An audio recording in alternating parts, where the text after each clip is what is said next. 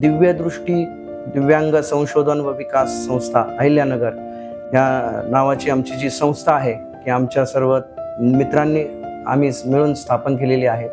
त्यातून आम्ही एक सामाजिक काम जसे आम्ही घडलो तसे इतर आमच्या मागच्या पिढीतील सुद्धा आमचे दिव्यांग बांधव घडावेत आणि या प्रवाहामध्ये यावेत या उद्देशाने आम्ही आमचं काम आजही पुढे सुरू ठेवलेलं आहे। वेगवेगळ्या क्षेत्रात काम करणाऱ्यांनी, दात्यांनी, हितचिंतकांनी, संवेदनशील मानसिकता असलेल्या सर्वांनाच मी आव्हान करतो की या सेवा कार्यासाठी आपणही आमच्या सोबत यावं। नमस्कार, मी प्रियंका पाटील शेळके आपलं सर्वांचं सहर्ष स्वागत करते। आज असे खास मान्यवर माझ्या सोबत आहेत आणि त्यांच्या या खास बातचीतीमधून तुम्हाला खऱ्या अर्थानं जीवन जगण्याचा दृष्टिकोन मिळणार आहे। कारण आपल्या सगळ्यांकडेच दृष्टी असते, मात्र दृष्टिकोन आपण गमावून बसलेला असतो। आपण आपल्या जीवनामध्ये अनेक परिस्थिती, संकट या गोष्टींचा विचार करत असतो आणि त्यामध्येच गुरफटून जातो। मात्र आज तुम्हाला जीवन जगण्याचा एक विशेष मार्ग, एक विशेष दृष्टिकोन मिळणार आहे, हेच मी तुम्हाला सांगेल। माझ्यासोबत जे तिघ जण आहेत ते खऱ्या अर्थानं आपले बांधव आहेत आणि यांनी ज्या पद्धतीने आपलं जीवन घडवलंय ते जीवन घडवणं म्हणजे खऱ्या अर्थानं डोळ्यात अंजन घातल्यासारखं आहे। तुम्ही म्हणाल की एवढं का सांगतात, तर खऱ्या अर्थानं ही मुलाखत जेव्हा संपेल तेव्हा तुम्हाला असेल वाटेल की खरंच आपण धन्य झालो, आपण आज अशा लोकांशी भेटलेलो आहोत, आज अशा लोकांसाठी आपण बघितलेलं आहे की आपल्याला कुठेतरी नवी दृष्टी आणि नवी दिशा मिळते आणि जीवन जगण्याचं खरं अर्थ कळतोय। माझ्यासोबत आहेत दिव्यदृष्टी फाउंडेशनचे हे सर्व अध्यक्ष आणि पदाधिकारी, जे फाउंडेशन दिव्यांग बांधवांसाठी काम करतं। त्यामध्ये स्पेशली अंध बांधव खऱ्या अर्थानं जो मेन स्ट्रीम मध्ये असतो तो या ठिकाणी सक्सेसफुल होतो, मात्र गावखेड्याच्या वस्तींवरती जे माझे दिव्यांग बांधव आहेत त्यांना मेन स्ट्रीम मध्ये आणणं आणि त्यांच्या अडी अडचणी समजून घेऊन त्यांना स्वावलंबी करणं यासाठी दिव्यदृष्टी फाउंडेशन विशेष काम करते।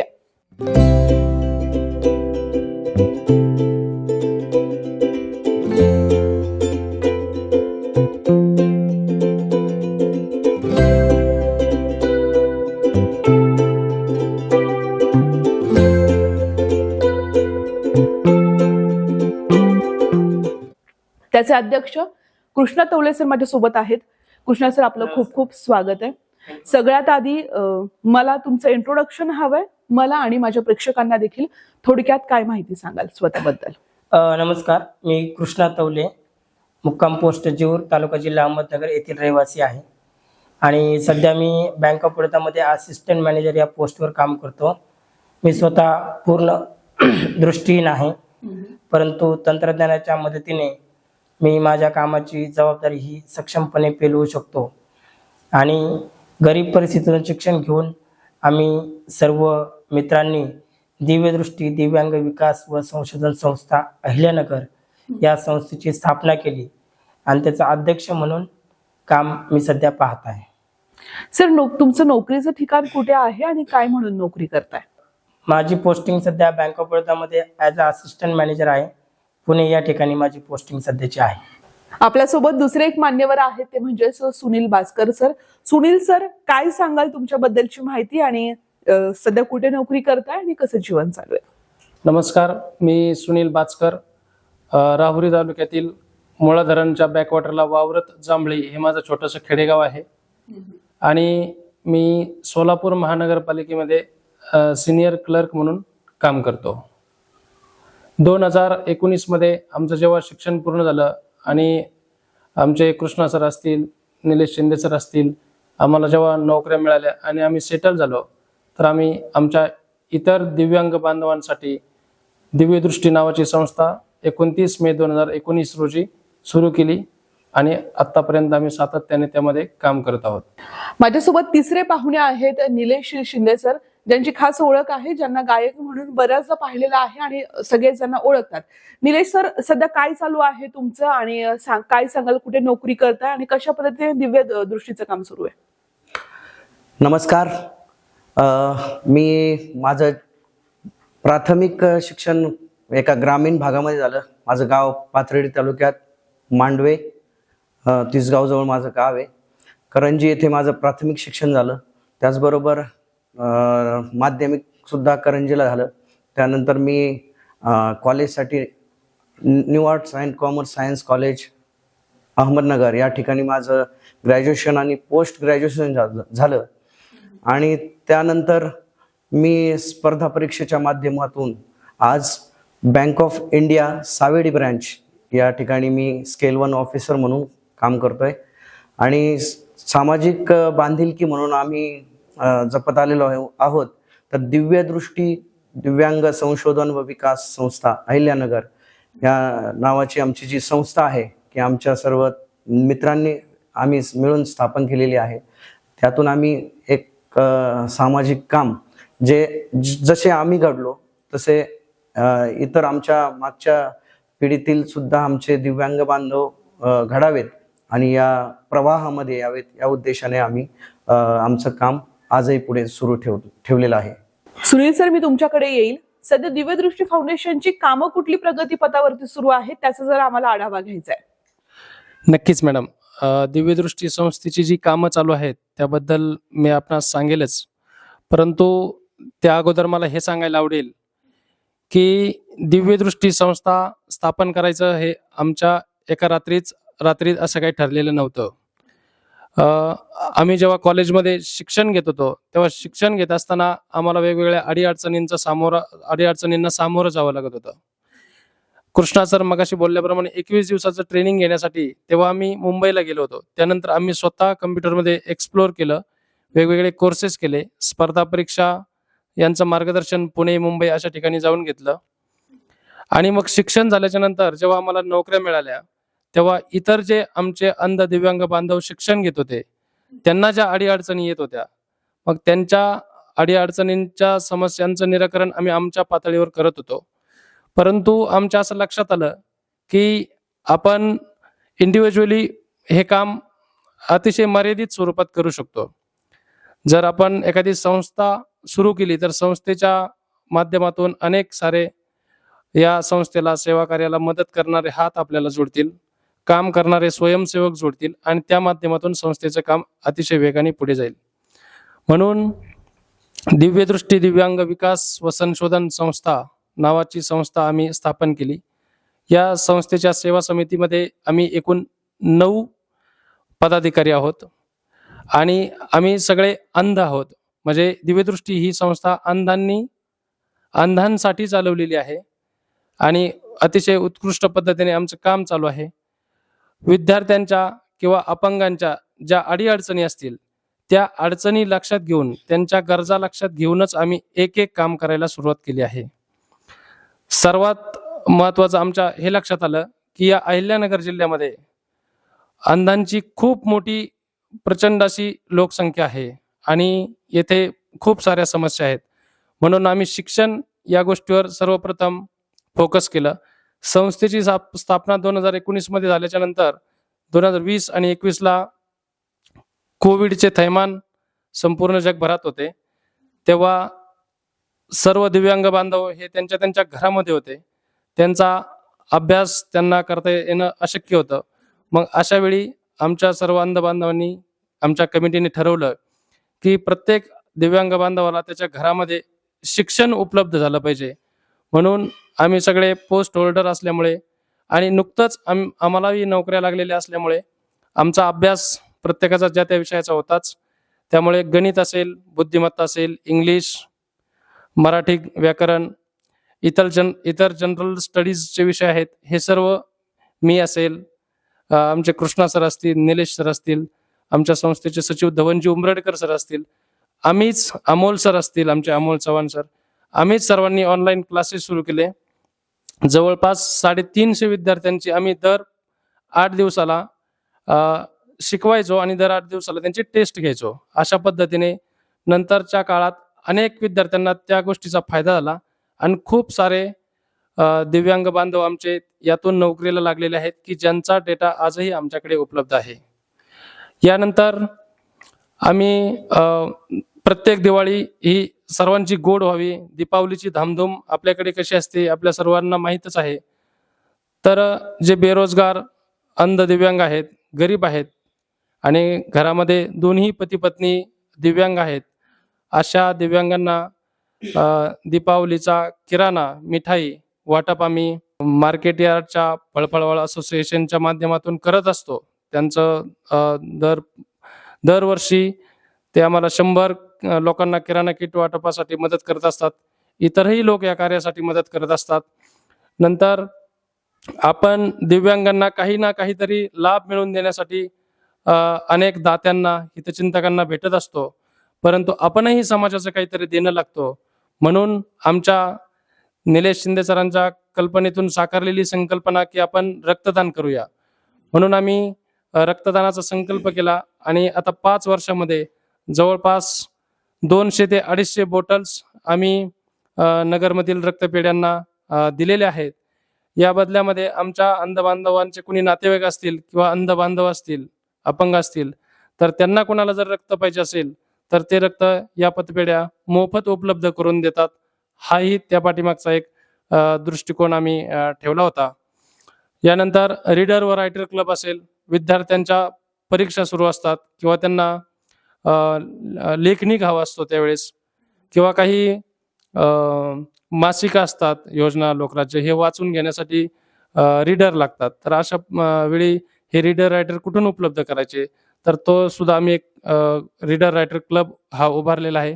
अहिल्यानगरमधील बरेच विद्यार्थी वाचन करण्यासाठी आम्हाला उपलब्ध झाले आहेत आणि आम्ही ते त्या दिव्यांगापर्यंत पोहोचवत असतो.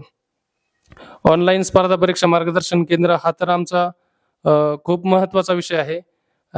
गेल्या 6 वर्षापासून सातत्याने आम्ही ऑनलाईन स्पर्धा परीक्षा मार्गदर्शन केंद्र हे चालवतो आणि या व्यतिरिक्तही ज्यावेळी जे वेगवेगळे उपक्रम असतील, अवेअरनेस उपक्रम असतील, शैक्षणिक सहल असेल, अशा प्रकारचेही छोटे छोटे उपक्रम आम्ही चालवतो आहोत. आणि अजून आमचे 2 उपक्रम आहेत, त्याबद्दल आपणाला निलेश शिंदे सर सांगतील. सर्वात महत्त्वाचे उपक्रम म्हणजे आमच्याकडे कम्प्युटर सेंटर आहे आणि अद्ययावत हे कम्प्युटर सेंटर आहे. एका कंपनीने आम्हाला ती लॅब उभा करून दिलेली आहे. तर या लॅबच्या माध्यमातून आज 50 पेक्षा जास्त विद्यार्थी आज या लॅबचा उपयोग करतात. त्यामध्ये आमच्याकडे काही अपंग आहेत, काही अंध आहेत. अशा प्रकारचे हे विद्यार्थी आज त्यांना Word, Excel, PowerPoint, internet इतक्यापर्यंत सर्व ही माहिती दिली जाते, शिकवलं जातं. आणि MSCIT असेल, CCC सारखे कोर्सेस सुद्धा आम्ही पुढे त्यांच्याकडून ते करून घेणार आहोत. परंतु आता बेसिक चाललेलं आहे, कारण आपण जे पाहतो की आज प्रत्येक क्षेत्रामध्ये कम्प्युटर ही गरज आहे. म्हणजे शासकीय असेल, निमशासकीय असेल किंवा खाजगी क्षेत्रामध्ये सुद्धा, म्हणजे हॉस्पिटल्स असतील, हॉटेल असतील, अशा ठिकाणी सुद्धा आज संगणकाशिवाय पर्याय नाही. खरं तर श्रोतावर्ग जो आहे त्यांना आता कुतूहल असेल की हे ब्लाइंड लोक, अंध माणसं कशी कॉम्प्युटर चालवत असतील, कसे शिकत असतील, कसं शिक्षण दिलं जात असेल, तर त्याच्यावरही थोडा प्रकाश टाकतो. जे कॉम्प्युटर आमचे आहेत हे आपले नॉर्मल साठी जे यूज केली जातात तीच कॉम्प्युटर्स असतात. त्याच्यामध्ये एक जॉज नावाचं एक टॉकिंग सॉफ्टवेअर असतं आणि NVDA असं नावाचं एक सॉफ्टवेअर असतं. सॉफ्टवेअर म्हणजे हे स्क्रीन रीडर आहे. या माध्यमातून तुम्ही जसं स्क्रीनवरती बघता त्याप्रमाणे हे आम्ही सगळं जे स्क्रीन रीडिंग होते तर ते सगळं ऐकून आम्ही करत असतो. ते टॉकिंग सॉफ्टवेअर दोन्ही आहेत. तर मी सांगितल्याप्रमाणे Word, Excel, PowerPoint, internet आणि कुठली आज ह्याच्यात शासकीय सेवेमध्ये सुद्धा मी स्वतः बँकेमध्ये एक ऑफिसर म्हणून काम करतो. तर बँकेचे जे काही हे आहेत सॉफ्टवेअर्स आहेत त्याच्यासोबत सुद्धा आम्ही ह्या जॉजच्या माध्यमातून आणि NVDAच्या माध्यमातून काम करतो. मी स्वतः व्हेरिफिकेशनचं सुद्धा काम करतो. बँकेचे जे काही कामकाज चालतं संगणकीय, तर त्याच्यात आम्ही सर्व जे बँकेमध्ये आहोत सगळे कुठल्याही शासकीय सेवेत तर ते कॉम्प्युटरचा सहजरित्या उपयोग करतो आणि त्या कामाला न्याय देत असतो. तर त्याचबरोबर म्हणजे नोकरीत असणारे किंवा बेरोजगार असणारे लोक आहेत, की हे यांना एक व्यासपीठ उपलब्ध व्हावं कलेच्या माध्यमातून. म्हणजे गायनाच्या आमचा एक ऑर्केस्ट्रा आहे स्वरसृष्टी म्हणून. तर या माध्यमातून आम्ही अनेक प्रयोग केलेले आहेत आणि त्या प्रयोगांच्या माध्यमातून जो काही आम्हाला मानधन दिलं जातं, तर ते या बेरोजगार कलाकारांना ते मानधन स्वरूपात आणि त्यांचं उपजीविकेसाठी हे आम्ही वापरतो. तर आम्ही हिंदी, मराठी चित्रपटगीतं, भावगीतं, भक्तिगीतं असा मिश्र गीतांचा हा आमचा कार्यक्रम असतो. दरवर्षी आम्ही स्वर दीपावली म्हणून हा कार्यक्रम घेतो. सातत्याने 5 वर्ष आम्ही आत्तापर्यंत हा कार्यक्रम स्वर दीपावली या नावाने केलेला आहे. तर कुठल्याही इव्हेंटसाठी आमचा हा कार्यक्रम उपलब्ध आहे. नवरात्र उत्सव असेल, गणेश उत्सव असेल, यात्रा उत्सव किंवा वाढदिवस, लग्न समारंभ इत्यादीसाठी सुद्धा हा आमचा कार्यक्रम उपलब्ध आहे. खऱ्या अर्थानं अगदी कम्प्युटर पासून ते गाण्यापर्यंतचा हा प्रवास माझे हे बांधव करतायत. जितकं ऐकावं तितकं कमीच वाटतंय. मात्र खऱ्या अर्थानं हा त्यांचा डोळस प्रवास आपल्याला प्रेरणादायी देतोय. कृष्णा सर, मी तुमच्याकडे येईल. हे सगळं करत असताना आपल्याला मदतीचा हात मिळत असेल, सहकार्य कोण करतंय या सगळ्या गोष्टींसाठी, त्यांच्याबद्दल देखील काय सांगाल? हो, नक्कीच. दिव्यदृष्टीच्या स्थापनेपासून नगर शहरातील, जिल्ह्यातील आणि बाहेरच्या शहरातील देखील जे व्यावसायिक आहेत, डॉक्टर्स आहेत, इंजिनियर्स आहेत आणि अगदी सामान्य नागरिक देखील या मोहिमेमध्ये आमच्या सोबत असतात. की सुरुवातीला जर आम्ही लोकांना अप्रोच झाल्यानंतर आम्ही जर सांगितलं की आम्ही नोकरीला आहोत आणि असं दिव्यांगांसाठी काम करतो, तर त्यांना फार आनंद होतो की तुम्ही स्वतःची नोकरी करून देखील थांबलेला नाहीत आणि तुमच्या बांधवांसाठी काहीतरी झटतायत त्यांचं उज्ज्वल भविष्यासाठी.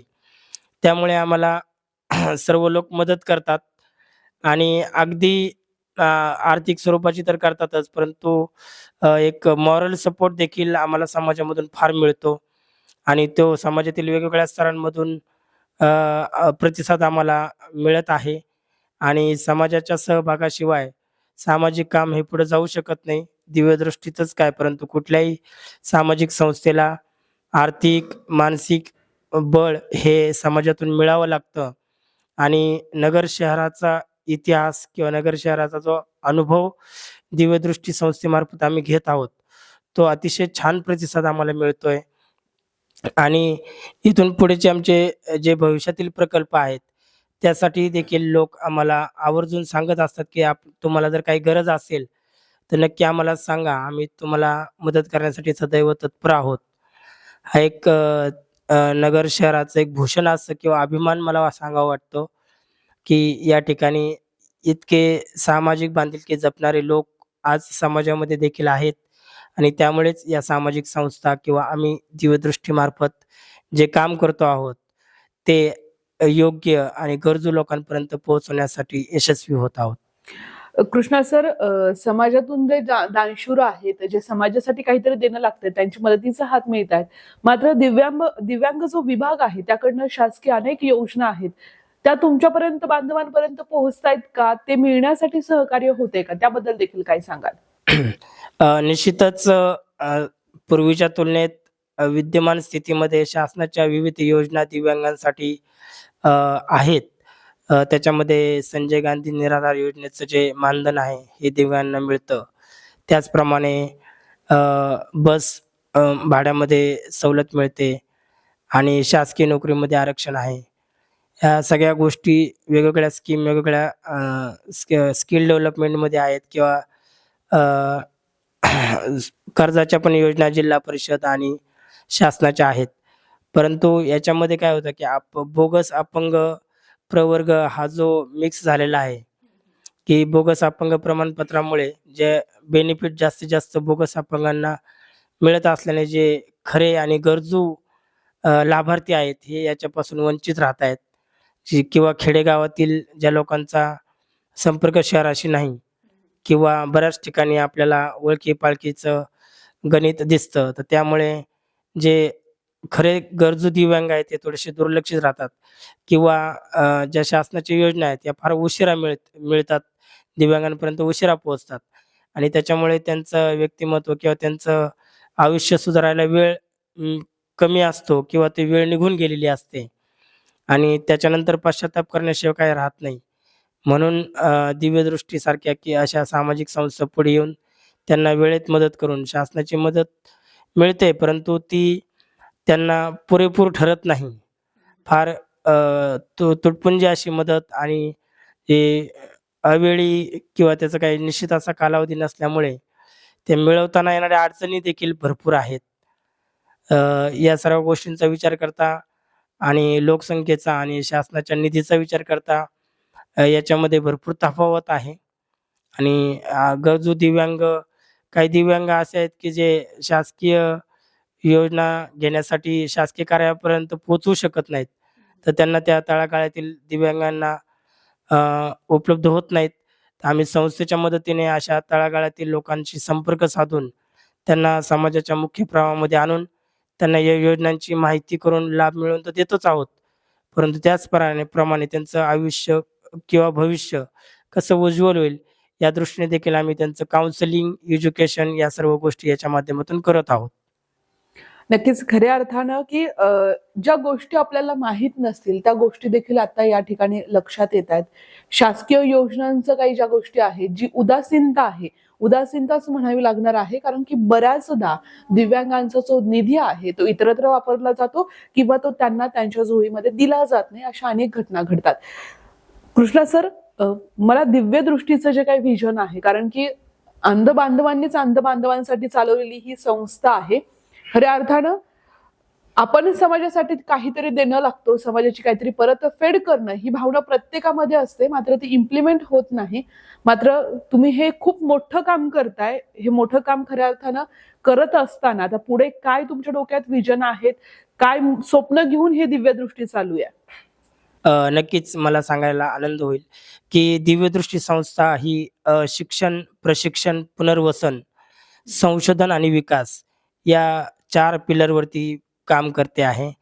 की दिव्यांगांना शिक्षण मिळालं पाहिजे, त्यांना प्रशिक्षित ते झाले पाहिजेत, त्यांचं पुनर्वसन झालं पाहिजे आणि त्यांना ज्या अडचणी सदोदित वर्षानुवर्ष अडचणी येत आहेत, या अडचणींवरती काहीतरी परमनंट सोल्युशन निघावं यासाठी संशोधन आणि त्याच्यामध्ये विकास पण झाला पाहिजे. या दृष्टीने की अगदी अपंगांबाबतच्या म्हणी देखील निगेटिव्ह आहेत. या अपंग हा शब्दच मुळात निगेटिव्ह आहे. तर आपल्याला याच्यामध्ये संशोधन करून, जसं आदरणीय पंतप्रधान मोदी साहेबांनी दिव्यांग हे नाव नवीन इंट्रोड्यूस केलं, त्यामुळे दिव्यांगांचा थोडासा सामाजिक दर्जा उंचावला असं जाणवतं आहे. तर अशा पद्धतीचे पर्यायी शब्द म्हणजे अपंगांबाबतचे जे नकारात्मक भूमिका किंवा नकारात्मक गोष्टी आहेत, या लिटरेचरमधून काढणं, समाजामधून काढणं हा तर आमचा उद्देश आहे. आणि प्रत्येक दिव्यांग व्यक्ती हा स्वावलंबी झाला पाहिजे, त्याचं आयुष्य भविष्य हे उज्ज्वल झालं पाहिजे आणि त्याला समाजामध्ये एक सन्मानाची वागणूक मिळाली पाहिजे, हा उद्देश आमच्या संस्थेचा आहे. आणि त्यासाठी आम्ही नजीकच्या काळामध्ये निवासी प्रकल्प संस्थेचा सुरू करणार आहोत. त्याच्यामध्ये KG to PG कॅम्पस हा दिव्यांगांसाठी असेल, सर्व प्रकारच्या दिव्यांगांसाठी. आणि इन्क्लुझिव्ह एज्युकेशनची कन्सेप्ट आहे, त्यानुसार दिव्यांगांना शिकल्यानंतर नोकरीसाठी समाजामध्ये जायचं आहे. तर त्याच्यासाठी जे डोळस लोक आहेत, गरीब किंवा जे अनाथ आहेत, ज्यांना त्यांची परिस्थिती नाही शिक्षण घेण्याची, अशा लोकांना अपंगांसोबत जर शिकवलं तर समाजामध्ये एक संवेदनशीलता निर्माण होईल, जाणीव जागृती निर्माण होईल. हा आम्हाला याच्यावरती एक विश्वास आहे आणि एक नवीन समाजाची निर्मिती होण्यामध्ये हे आमचे भविष्यातील प्रकल्प आहेत. जे संगीत अकॅडमी असेल, दिव्यांगांचं किंवा विशेषतः दिव्य दृष्टी म्हणजे दृष्टीबाधित विद्यार्थ्यांचं संगीतावर विशेष प्रभुत्व असतं, त्याचा विकास केला जाईल. किंवा दिव्यांगांना आता स्पोर्ट्समध्ये देखील स्थान मिळतं आहे आणि स्कोप आहे, तर स्पोर्टमध्ये सुद्धा दिव्यांग लोक पुढे गेले पाहिजेत.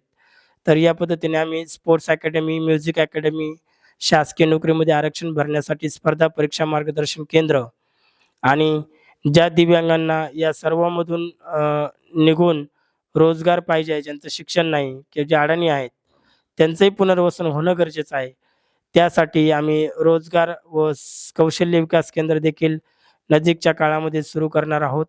यासाठी आम्हाला देणगीदारांची आवश्यकता असेल, जागा, निधी या सर्व गोष्टींच्या कामासाठी आवश्यकता असते आणि आम्ही सर्व नोकरीला असल्यामुळे देणगीदारांचा एक विश्वास आमच्यावरती आहे की हे सर्व लोक नोकरीला आहेत आणि करतायत. त्यामुळे अगदी विश्वासाने आम्हाला या निधीची उपलब्ध होते, भविष्यातही होत राहील. आणि नगर जिल्ह्यामध्ये दिव्यांग भवन ही जी एक शासनाची कन्सेप्ट आहे, ज्यामध्ये दिव्यांगांचं शिक्षण, आरोग्य, पुनर्वसन व सर्व गोष्टी त्याच्यामध्ये येतील. अगदी त्यांचं जी आपली घर योजना असते ती देखील असेल किंवा हेल्थ केअर सर्व्हिसेस त्यांना ज्या पाहिजे असतील. आमचं स्वप्न आहे की दिव्यांगांना निःशुल्क अशा आरोग्याच्या सुविधा देखील उपलब्ध झाल्या पाहिजेत, दर्जेदार सुविधा उपलब्ध झाल्या पाहिजेत, त्यांचं पुनर्वसन झालं पाहिजे आणि त्यांच्या आयुष्यामध्ये त्यांना दिव्यांग म्हणून अपंग म्हणून कोणी हिणवू नये किंवा नॉर्मल व्यक्तीप्रमाणेच त्यांना वागणूक समाजामध्ये दिली जावी. हा एक अवेअरनेस आम्ही आमच्या आयुष्यभर समाजामध्ये करण्याचा एक निश्चय केलेला आहे. त्या दृष्टीने आमचे प्रयत्न देखील चालू आहेत. नक्कीच कृष्णा सर, तुमचं विजन ऐकून खऱ्या अर्थानं असं वाटतंय की जे दिसणाऱ्या माणसालाही करता येणार नाहीये, दृष्टी असूनही करता येणार नाहीये, कारण आपल्याकडे तो दृष्टिकोन नसतो. मात्र तुमच्या तिघांकडे पण इतका क्लिअर दृष्टिकोन आहे की तुम्ही सगळ्या गोष्टींवर मात करून एक स्वतःचं असं अस्तित्व निर्माण केलंय आणि दुसऱ्याला देखील बळ देण्याचं मोठं काम करताय. मी जाता जाता सुनील सर आणि निलेश सर तुम्हाला ही विनंती करेल की या मुलाखतीच्या माध्यमातून समाजाला काय आव्हान कराल आणि काय एक संदेश द्याल?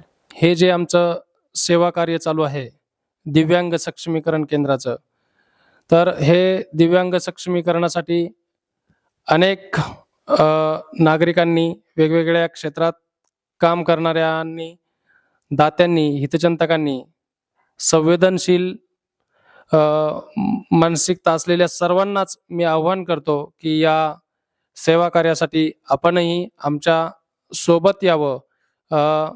आपली कुठल्याही स्वरूपाची मदत असेल ती जर आमच्या या दिव्यदृष्टी संस्थेला झाली तर आपल्या माध्यमातून आम्ही अनेक दिव्यांगापर्यंत पोहोचू शकू, त्यांना सामाजिक, शैक्षणिक या मेन स्ट्रीममध्ये घेऊन येऊ शकू. त्यातून खूप मोठं काम होणार आहे आणि जो घरात बसलेला, झोपडीत, वाडी वस्तीवर, खेडोपाडी बसलेला जो दिव्यांग बांधव आहे तो शिक्षण घेऊन सक्षम होईल आणि आपल्या राष्ट्राचा एक उत्पादक घटक बनेल. आणि अशा या व्यापक आणि प्रगल्भ कार्यासाठी सर्वांनी आमच्या सोबत यावं हे मी या मुलाखतीच्या माध्यमातून आव्हान करतो. आमचं काम जास्त याच शहरात असल्यामुळे येथे ज्या शासकीय इमारती आहेत या इमारती ॲक्सेसिबल असल्या पाहिजे. कुठलाही दिव्यांग येथे या सार्वजनिक जागेवर सहज वावरू शकला पाहिजे. अशा प्रकारचं वातावरण हे दिव्यांगांसाठी असावं. उदाहरणार्थ बसस्टँड असेल, पुणे बसस्टँड असेल तर तेथील स्टँडवर जाण्या येण्याची व्यवस्था असेल, वॉशरूमची व्यवस्था असेल. प्रश्न अगदी छोटेसे असले तरी ते दिव्यांगासाठी अतिशय म्हणजे डोंगरा एवढे प्रश्न असतात. घरातून बाहेर पडायचं तर स्टँडवर जायचं कसं, तिथल्या इतर सार्वजनिक सोयीसुविधांचा उपयोग घ्यायचा कसा, प्रचंड रहदारी असते, प्रत्येक जो तो ज्याच्या त्याच्या प्रवासाच्या घाईमध्ये असतो. किंवा इतरही शासकीय इमारतींमध्ये, शासकीय कार्यालयांमध्ये सहज दिव्यांगांना जाता येता आलं पाहिजे. त्यांना सर्व प्रकारच्या सोयीसुविधा तिथे उपलब्ध झाल्या पाहिजे. या गोष्टींमध्ये सुद्धा वेगवेगळ्या आस्थापनांमध्ये काम करणाऱ्या शासकीय अधिकाऱ्यांनी, कर्मचाऱ्यांनी लक्ष घालावं आणि दिव्यांगांना सहकार्य करावं.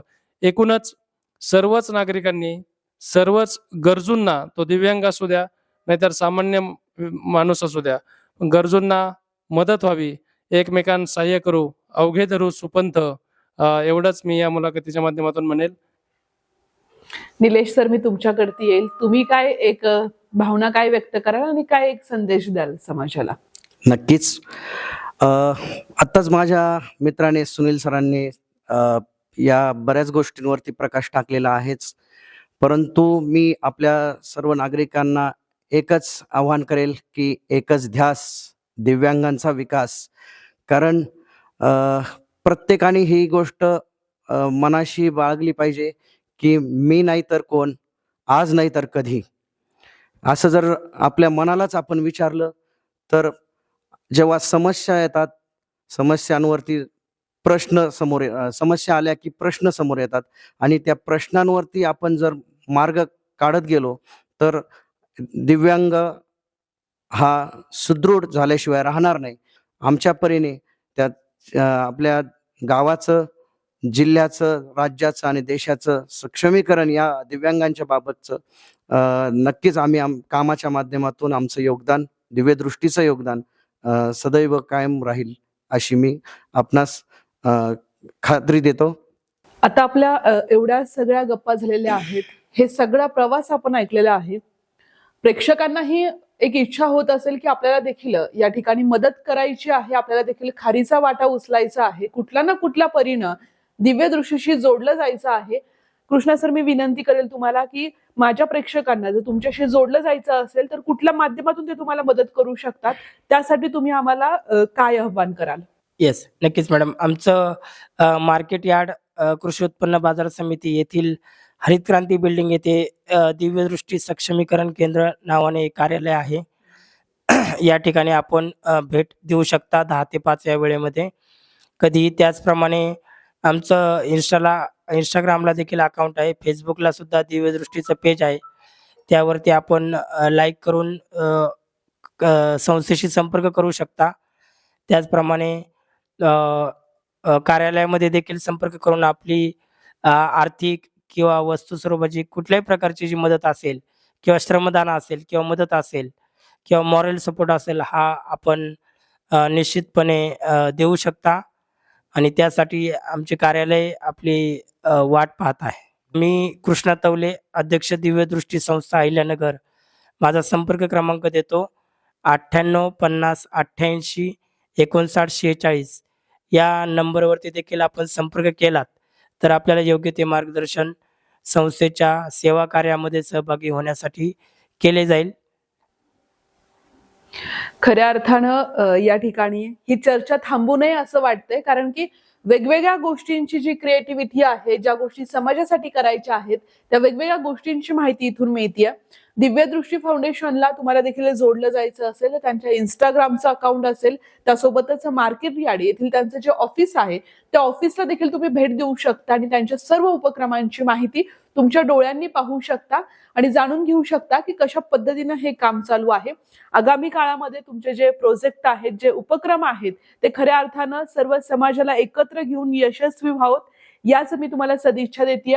आणि तुम्हाला सगळ्यांना या ठिकाणी या मुलाखतीमधून एक खूप चांगला काहीतरी संदेश मिळावा आणि या मुलाखतीतून एक आगळी वेगळी प्रेरणा मिळावी, हा इतकाच एक माफक प्रयत्न होता. तुम्हाला जर मुलाखत आवडली तर अभिप्राय नक्की कळवा. तुर्तास मी इथेच थांबते. धन्यवाद.